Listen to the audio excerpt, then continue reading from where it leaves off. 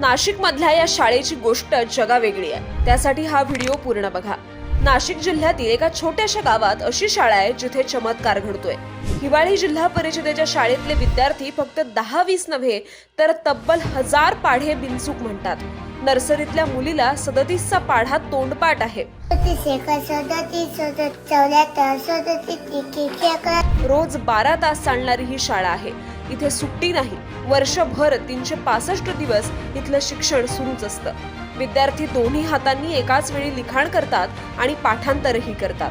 भारतीय संविधानातील कलम त्यांना तोंडपाठ आहेत। कलम 52 भारताचा राष्ट्रपती। कलम 21 शाळेत 2 वेळचं जेवण मिळत असल्यानं पालक सुद्धा निर्धास्त असतात।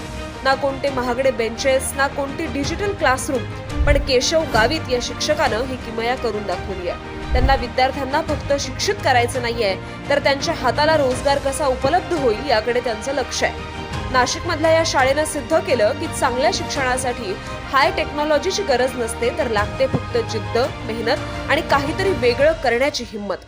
तर या शाळेचा हा युनिक व्हिडिओ जास्तीत जास्त शेअर करा आणि संवाद सेतूला फॉलो करा।